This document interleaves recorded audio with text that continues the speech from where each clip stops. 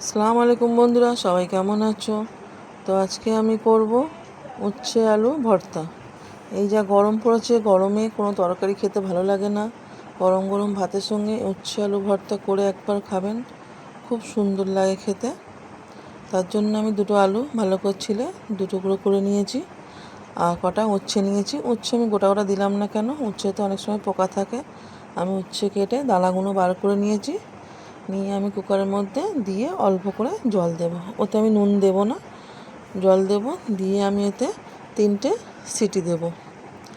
3টে সিটি দিয়ে নেব আমি, যাতে উচ্ছেটা আলুটা গলে যায়। যদি মনে হয় উচ্ছে আলু গলেনি, তো আপনারা 1-2 সিটি দিতে পারেন আবার। তো 3টে সিটি দেব। দেওয়ার পর আমি দেখে নেব উচ্ছে আলু গলেছে কি না। তো আমাদেরকে 3টে সিটি দেওয়া হয়ে গেছে। তো আমি ছুরি দিয়ে ভালো করে দেখে নেব উচ্ছে আলুটা গলেছে কিনা। দেখুন ভালো করে গলে গেছে।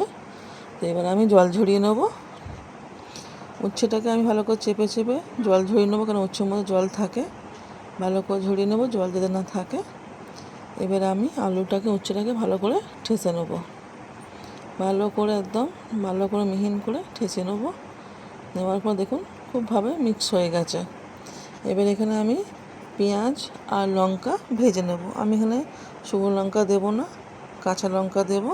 কাঁচা লঙ্কা পেঁয়াজ কুচিয়ে নিয়েছি, নিয়ে আমি তেলের মধ্যে ভালো করে লাল লাল করে ভেজে নেব। এই গরমে একবার করে দেখবেন, খুব সুন্দর লাগে খেতে। গরম গরম ভাতের সঙ্গে উচ্ছে আলু ভর্তা দারুণ খেতে লাগে, একবার করে খেয়ে দেখবেন। দেখুন পেঁয়াজটাও লাল হয়ে গেছে।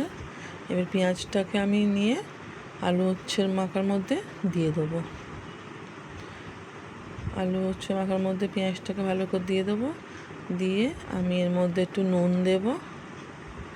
নুন দিয়ে তারপর একটু সর্ষের তেল দেব। অল্প করে স্বাদ মতন নুন দেবেন, দিয়ে একটু সর্ষের তেল দিয়ে ভালো করে মেখে নেবেন।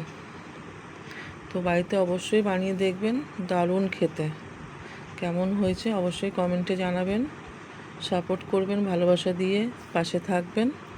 তো আজকের জন্য টাটা। সবাই ভালো থাকবেন। গরমে একবার বানিয়ে হলেও খেয়ে দেখবেন কেমন হয়। তো আজকের জন্য টাটা।